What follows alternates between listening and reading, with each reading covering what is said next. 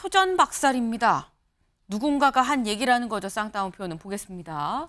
친명 이낙연 향해 신당 초전박살 낼 것. 네. 그 뜻이 무슨 얘기냐. 어제 의원총회가 있었습니다. 근데 의원총회에서 나온 얘기입니다. 지금 연일 이낙연 신당 얘기가 나오고 있죠. 근데 관련해서 민주당 내부에서도 굉장히 많은 얘기들이 나옵니다. 저희 무슨 얘기가 나왔는지 좀 같이 볼까요? 대체 초전박살이니까 어디서 나온 거냐. 처음에 오영환 의원, 네, 지금 불출마를 선언을 했죠. 오영환 의원이 이렇게 얘기했다고 합니다. 무조건적인 일방적 단합, 친목 강요는 해선 안 됩니다. 그러면서 김민석 의원이 이 이낙연 신당 관련해서 얘기한 사쿠라 노선 그런 거 좀 지적을 했다고 해요. 그러니까 자리에 있던 김민석 의원이 나서서 신당만큼은 안 된다. 초전 박살을 내야 된다. 나갈 사람은 나가라. 라고 얘기를 했다는 겁니다. 의총장에서 약간 좀 냉랭한 분위기가 연출이 됐다라고 좀 볼 것 같은데 지금 이런 상황. 지금 오영환 의원의 경우에는 사실 불출마를 선언을 했기 때문에 다소 좀 편하게 이런 부분들도 얘기를 할 수 있지 않았을까 생각이 있는데 문제는 바로 또 정면에서 반박을 했어요. 주상호 위원님. 네. 지금 의총에서의 벌어지는 이런 부분들은 지금 현재 민주당 내부가 이렇게 팽팽한 그런 의견이라고 보면 되는 겁니까? 아니 완전히 기울어지는 의견인 것 같은데요. 왜냐면 어느 쪽으로 기울어졌다 보세요? 아니 신당을 얘기하신 분이에요. 이낙연 전 대표는. 네. 그러면 신당 얘기하신 분이 우리 당 사람인가요, 이제 나갈 뿐이라는 얘기잖아요. 그리고 내심 1등을 했으면 좋겠다는 의사까지 표현을 하셨어요. 그러면 결국에는 이제 민주당하고는 같이 하지 않겠다는 의사를 뚜렷이 표시하셨는데 그러니까 원래 총선이라는 거는 전쟁입니다. 이 전쟁에서 그러면 우리 당이 승리하려면 우리 당과 결을 달리하고 다른 주장을 하시는 그 당에 대해서 당연히 이겨야 된다고 얘기하는 게 뭐가 이상합니까? 너무나 당연한 얘기고 근데 거기서 그러면 그 신당 편을 드는 게 정상적입니까? 그건 정상적인 게 아니에요.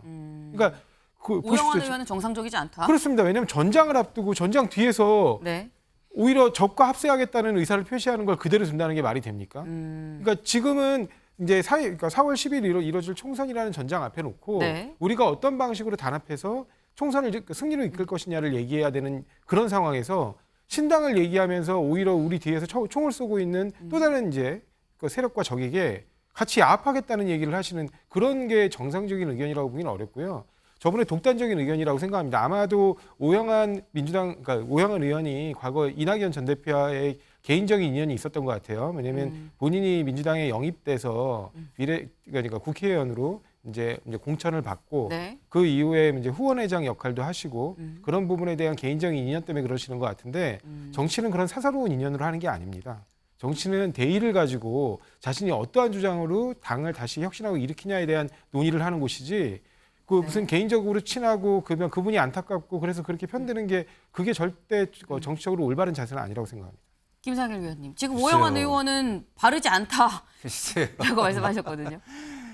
자, 국민의 눈높이에서 모든 걸 저는 봐야 된다고 생각합니다. 네. 지금 대의 말씀하시고 이런 얘기 했잖아요. 총선이 어떻게 전쟁입니까? 국민을 위한 경쟁이고 대의를 위한 경쟁입니다. 본인들만 이기면 되고 본인들만 잘 되면 되는 전쟁이 아니에요. 무엇을 위해서 정치를 하는데요? 국가와 국민을 위해서 정치하는 거 아닙니까? 본인들의 승리만을 위해서 정치를 하는 겁니까? 그걸 막자고 정치 개혁을 하는 겁니다, 저희가. 그러니까 지금의 정치권은 개혁의 대상이에요. 자, 더더군다나 김민석 의원을 한번 보십시오. 제가 볼 때는 도덕적 부패도가 가장 높은 사람입니다. 예? 자, 정치자금법 위반으로 7억 수천만 원의 추징을 받았어요. 근데 그거 갚지도 않고 있고요. 사실 그때도 공천을 우리 당원 당규에 의하면 줄 수 없는 건데 이해찬 전 총리의 주도로 그 밀어붙이기식 최고의 의결로 이거를 면죄부를 줘요. 그런 다음에 총선에 내보냅니다. 그리고 민주당의 진보 진영의 국회의원을 시켜요. 가장 도덕적 가치가 바라야 되는. 그런데 이분이 지금 6억 가량의 그 추징금도 갚고 있지 않고 그나마 일부 갚은 것도 세비나 이런 걸로 갚았다는 이야기가 있습니다. 확인해 봐야 되겠지만 네. 그런 이야기가 있습니다. 만약에 그렇다고 한다면 이분의 도덕성은 도대체 뭡니까? 그리고 이분이야말로 지금 왜 이렇게 흥분을 하죠? 흥분하는 이유가 본인이 공천을 못 받을까 봐 두려워서 아닐까요? 혁신의 대상이 될까, 개혁의 대상이 될까 아닐까요? 저는 오히려 그걸 의심해 봐야 된다고 생각하고요. 그리고 이낙연 전 대표가 신당을 네. 저도 안 했으면 좋겠습니다. 그러면 안 하게 하기 위해서, 그리고 신당을 왜 한다고 할까? 이 부분 정도는 얘기를 해줘야 되는 거 아닌가요? 신당을 하면 무조건 나쁘다? 이렇게 할 게 아니라 당신 신당을 왜 하려고 그러는데 그거는 이유가 될 수가 없어 라고 얘기를 해줄 수가 있어야 돼요. 근데 이낙연 대표가 신당을 하려는 이유가 뭡니까? 첫 번째는 민주당의 도덕성이에요. 네. 자, 기본적으로 당대표께서 사법 리스트가 있고 측근이 지금 1심에서 어쨌든 최종 확정은 아니지만 네. 유죄 판결을 받았어요. 그러면 과거의 민주당이면 지도자면 스스로 결단해서 한 발 옆으로 비껴주시고 본인이 투쟁해서 멋있게 돌아오시는 겁니다. 그리고 환호 속에 지도자가 되시는 거예요. 그게 사라졌습니다. 그리고 지금 민주당의 그 팬덤이라고 하는 것이 이재명 당대표 당신이 문파라고 하는 문재인 네. 전 대통령이 그 모든 것을 주도할 때 네. 그 패권이 있었을 때 문재인 패권이 있었을 때 그거를 가장 비판하셨던 분이에요. 그때로 좀 돌아가서 생각을 하셔야 된다고 저는 생각합니다. 그러면 지금 오영환 의원이 이낙연 전 대표와 개인적인 인연 때문에 이런 얘기한다? 저는 그렇게 생각하지 않아요. 공천으로부터 자유롭기 때문에 이 얘기를 하는 겁니다. 지금 공천을 받고 싶으면 이 얘기 감히 할 수 있겠어요? 지금 다른 초선들 중에서 당에 대해서 도덕적인 어떤 위상이나 이런 거를 국민의 눈높이에 맞추려고 하는 노력, 이야기 한 명이라도 하는 사람 있습니까? 왜 못하죠? 공천이 눈앞에 있으니까 못하는 겁니다. 네. 그걸 저는 제가 먼저 한 봐야 말씀만 된다고 드릴게요. 봅니다. 네. 그 짧게. 이낙연 전 대표도 본인의 측근이 수사받다가 돌아가셨어요.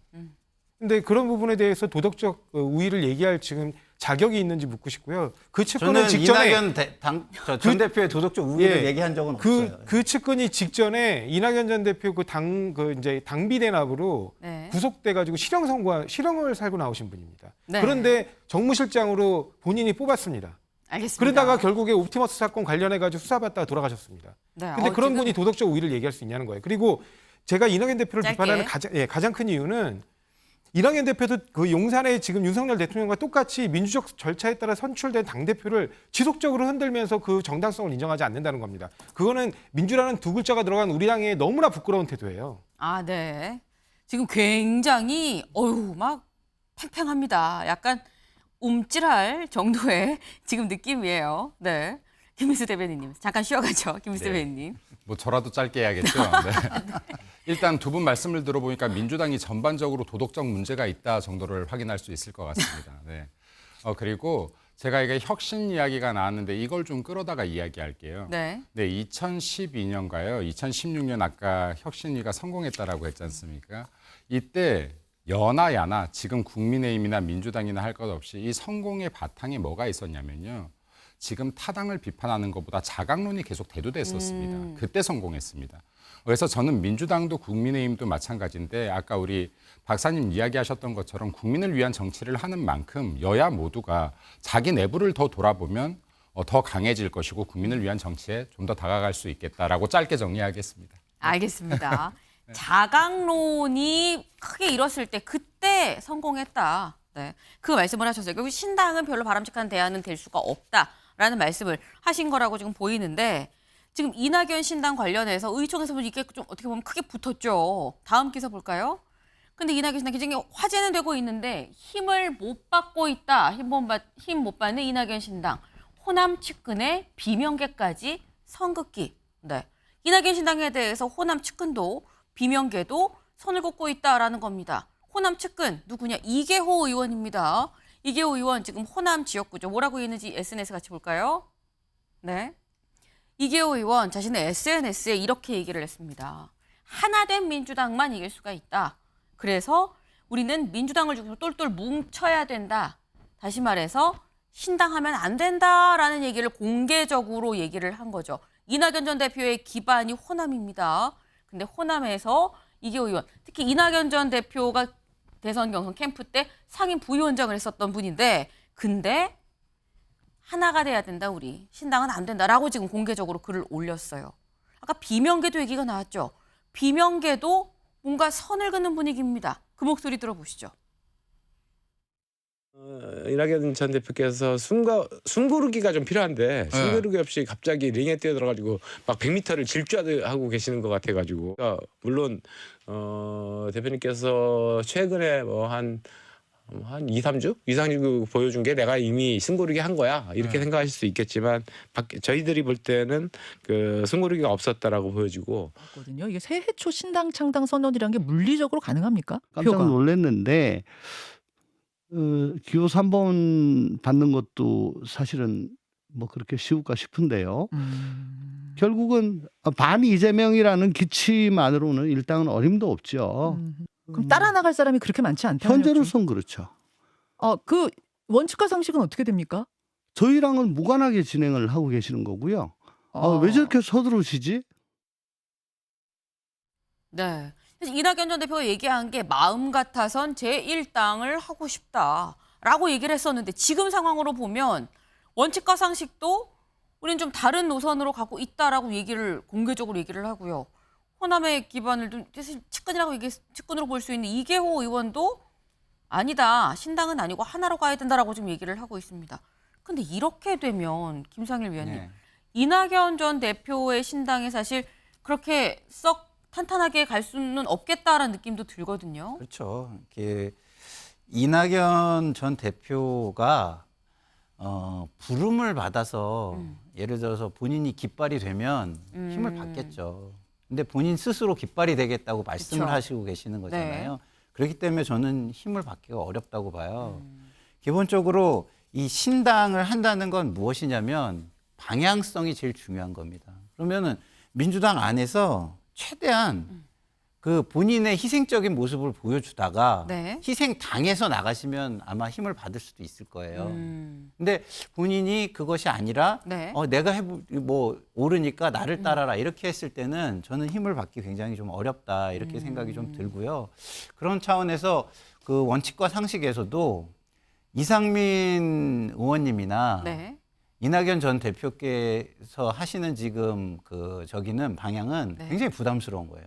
왜냐하면 이상민 의원이 지금 국민의힘과도 함께 할 수 있다 이런 말을 함으로써 네. 원칙과 상식도 그럴 수 있다라는 이미지를 다른 사람들이 갖게 해요. 엄청 부담스럽잖아요. 그다음에 이낙연 대표께서 신당을 주창을 하시면서 네. 경쟁하겠다 하니까 좀 전에도 이렇게 작은 소리로 옆에서 말씀하셨지만 신당 하겠다는 얘기네 이렇게 지금 반응을 하신단 말이에요. 네.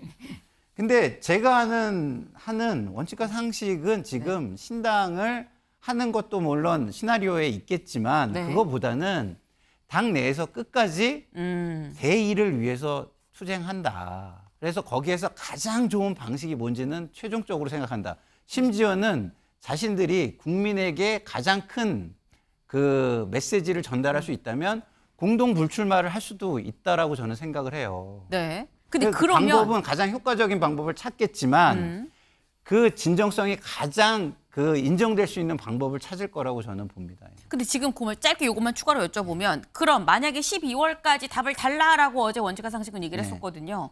근데 12월까지 답이 안 올 경우에 시나리오 중에 하나는 이낙연 신당이 같이 합류하는 거 그거는 그럼에도 불구하고 아니다. 그건 대안에 없다. 그러니까 신당을 하려면은요, 제가 아까도 얘기했지만 기본적인 대의와 가치가 서야 된다는 것이 중요하고요. 그리고 그게 쓰려면 제가 한동훈 장관한테도 서사를 얘기했지만 서사가 필요해요. 네. 뭘 했는지 본인들이 얼마나 투쟁을 했고 그 투쟁 속에서 네. 얼마나 자기 희생이 존재했는지 이런 게 필요합니다. 그래서 그게 충분히 국민들한테 인식이 되어줘야 돼요. 그냥 네.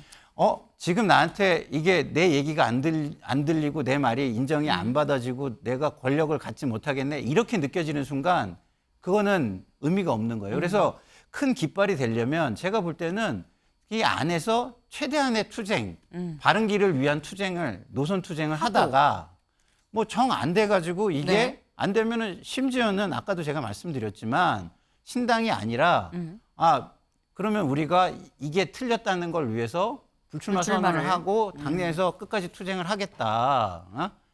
죽어서 살아남겠다. 이럴 수도 있다. 저는 이렇게 생각합니다. 신당 합류보다 오히려 불출마 가능성에 좀 더 무게를 두신 듯한 그런 말씀이셨어요. 네. 지금 이낙연 신당이 지금 울퉁불퉁 자갈밭이 지금 예상되고 있는 그런 상황이죠. 근데 관련해서 만약에 이낙연 신당이 출범을 한다고 하면 얼만큼 지지하실 겁니까? 여론조사가 나왔습니다. 그 여론조사 같이 볼까요? 네. 보면 민주당 39.8, 국민의힘 33.2, 그리고 이낙연 신당 7.9%입니다. 일단 오차 범위 밖으로 민주당이 앞섰는데 이낙연 신당이 7.9%를 확보를 했어요. 근데 이 7.9%가 10%가 안 되네라는 생각이 드실 수 있는데 중요한 건 사실 지지하는 사람들의 구성입니다. 이 구성이 어떻게 되냐? 여기를 좀 볼까요? 7.9%를 구성하는 거를 좀 낱낱이 좀 뜯어보니까 무당층이 17.9고요. 정의당이 10.8, 국민의힘이 7.4, 민주당이 4.8입니다. 네. 그러니까 지금 이낙연 전 대표는 현재 민주당 소속이죠. 여기서 나올 거예요라고 얘기를 했는데 민주당의 지지는 민주당에서 온 사람들의 지지는 4.8이더라. 네.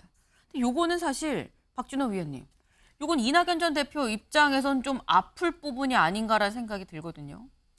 저는 좀 다르게 보이는데요. 왜냐하면 일단 지금 그 이낙연 전 대표가 자기가 주장하는 어떻게 보면 정치적 노선에 대해서는 사실상 민주당과는 차별화시키고 있는 상황이고 또 그런 측면에서 봤을 때는 오히려 무당층 정의당을 지지하는 그 층에서 이제 신당 지지율이 높다라는 거는 좀 의미가 있어 보인다고. 이낙연 전 대표가 얘기하는 제3지대로서로 네. 충분히 각인받고 있다. 그리고 또 뭐 민주당 그 지지층에서 저렇게 이제 지지율이 이제 낮게 보이는 것은 네. 일단 지금 민주당 내부에서도 아직도 그 물이 제대로 끓지 않은 상황이고 김만 모락모락 나오고 있는 상황인데 네. 그 원칙과 상식에 이제 그 참여하고 있는 이제 그 두 분의 그 의원님들이 이제 말씀하신 것처럼 네. 아직까지 이 이낙연 신당에 대한 현역 의원들이 어떻게 움직일 것인가를 판단하기에는 시기상조라고 생각하고 있습니다. 네.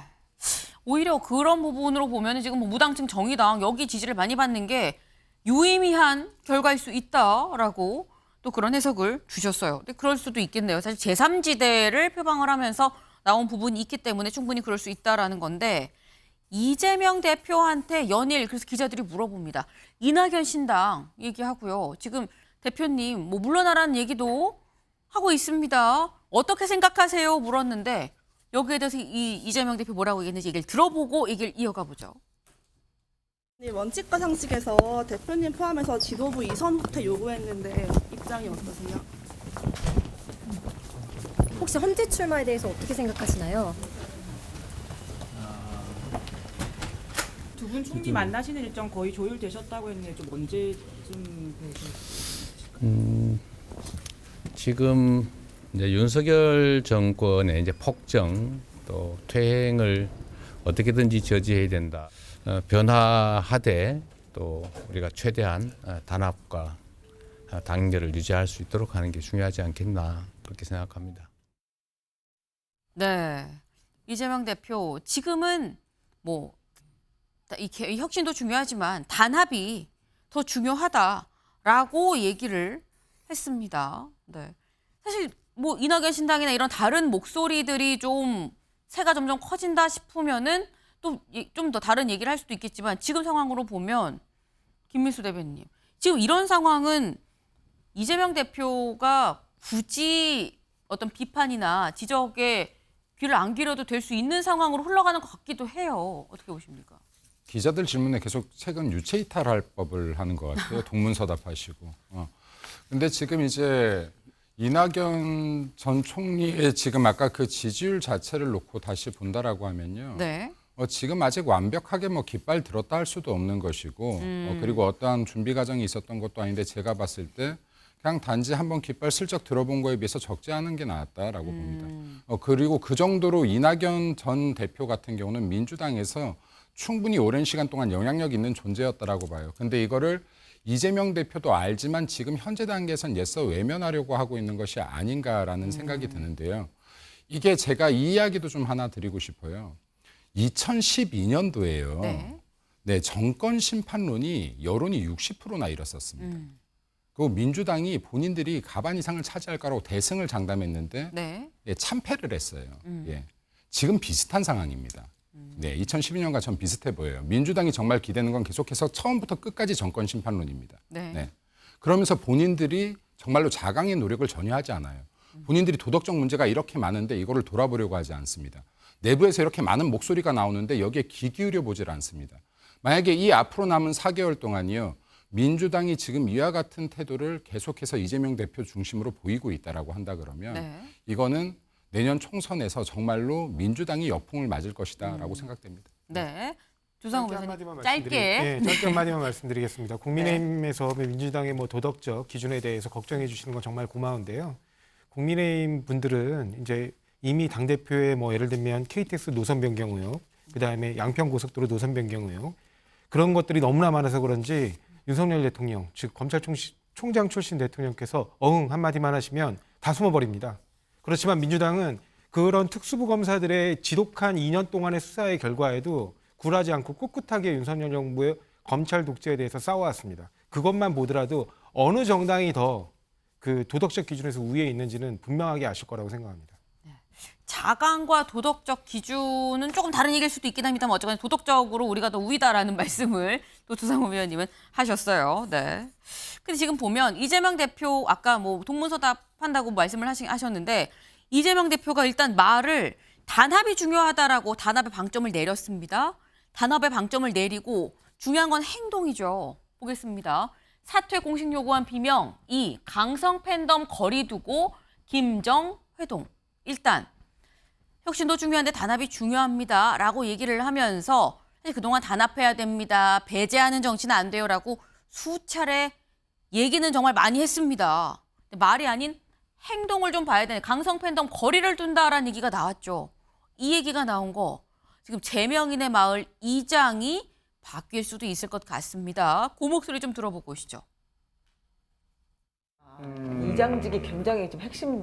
그것이 핵심은 아니지만 상징적으로 본인이 할 수 있는 가시적인 조치가 필요하다는 거죠. 그냥 말로 뭘 하고 자제하라 하지 마라가 아니라 이재명 대표께서는 직접적으로 지금 카페의 이장직을 본인이 맡으신 거니까 그거는 본인이 보여주실 수 있는. 근데 그거 당장 아주 간편하게 할 수 있는 것 중에 하나가 제명인의 마을의 이장직을 이재명 대표가 먼저 사퇴하면서 이제는 당신네들하고는 내가 같이 하지 않겠다라고 하는 모습들을 보여줘야 되겠죠. 이재명 대표가 제명인의 마을에서 이장직 맡고 있는 거 그거 내려놓으셔라, 탈퇴하셔라 이 요구였는데 여기에 대해선 개설자로서 어떻게 생각하십니까? 탈퇴하시면 되죠 뭐.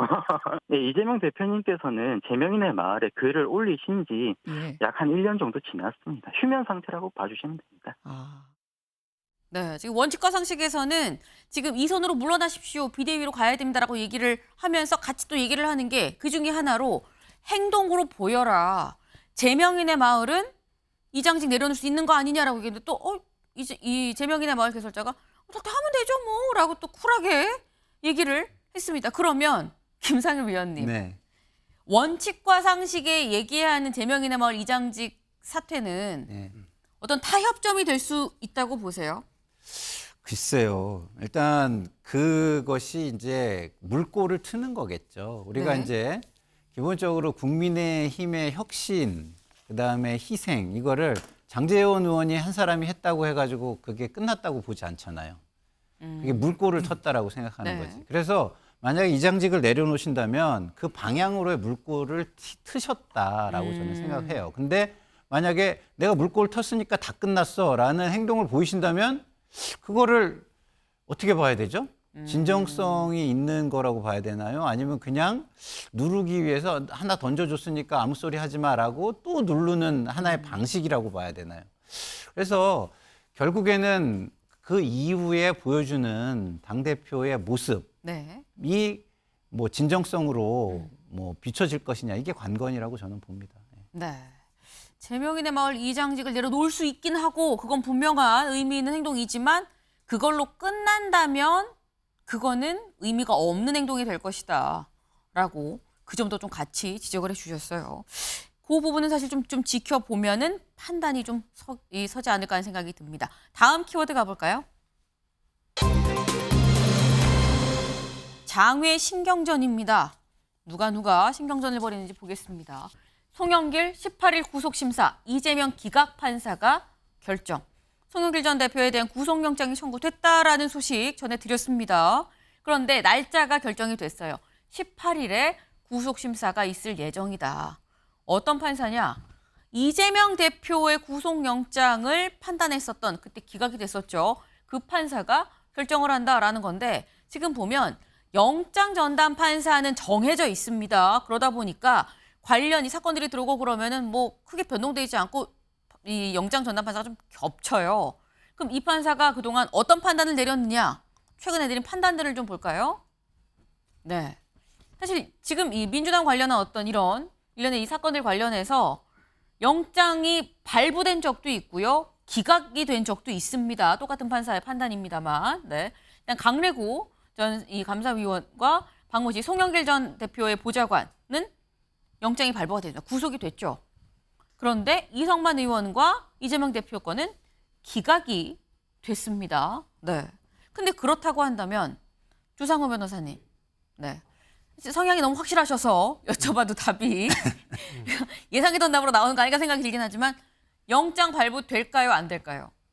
글쎄요, 제가 그 앞에 있던 돈봉투 사건만 관련해서만 본다면 네. 영장 발부가 어려울 거예요. 혐의가 3개더라고요, 근데. 예, 그런데 이제 이른바 새로운 혐의를 거기에 덧붙여서 별건 수사로 갖다 붙인 게 있거든요. 그게 네. 이른바 먹고 사는 문제 연구소라는 그 연구소에서의 돈이 사실상 그 송영길 전 대표의 정치자금으로 쓰였다 이런 의혹하고 거기에 더해서 뇌물. 그 후원한 돈이 일부가 사실상 뇌물성, 그러니까 대가성이 있는 뇌물이다. 그래갖고 이른바 제3자 뇌물과 관련된 혐의가 있습니다. 그런데 이 그런 부분에 관한 구체성이 어느 정도 입증되느냐에 따라서 이제 발부 여부가 결정될 거라고 봅니다. 왜냐하면 그 뇌물 같은 경우는 일단은 법정 영역이 굉장히 중하기 때문에 네. 뇌물에 대해서 혐의의 구체적인 소명이 이루어지면 그 부분에 대해서 일반적으로 발부되는 게 맞고요.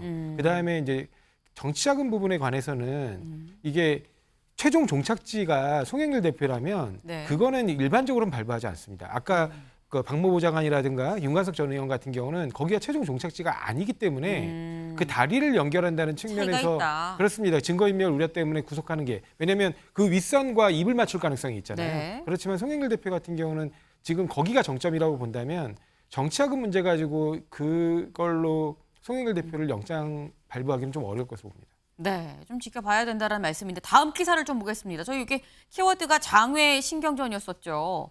네, 송영길 매표 행위 검찰 비약 몰랐다. 영장 심사 앞두고 치열해진 장외 신경전입니다. 네, 여기 좀 볼까요? 송 전 대표 수사 중인 서울중앙지검 관계자는 기자들을 만나 뭐 이런 많은 얘기들을 했습니다.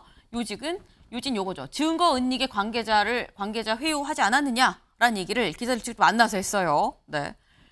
근데 송영길 전 대표도 이런 얘기를 한다. 법이 아니라 이건 정치적 책임 문제다. 저희가 어제 송영길 전 대표가 유튜브에서 입장을 밝힐 예정이다라고 했었는데 유튜브에 나와서도 또 이런 얘기를 또 직접 검찰도 기자들을 만나서 송 전 대표도 유튜브에서 장외 여론을 좀 뭔가 좀 더 이 얘기를 하려는 그런 부분이 아니겠느냐라는 얘기가 그래서 나오고 있어요. 지금 장외 신경전이란 표현이 그래서 나오는 건데 중요한 건 재판부의 판단이겠죠. 장외 신경전보다 더 중요한 재판부의 판단이 어떻게 나올지 좀 봐야 될 것 같습니다. 네, 저희가 준비한 소식 오늘 여기까지입니다. 오늘도 좋은 하루 보내세요.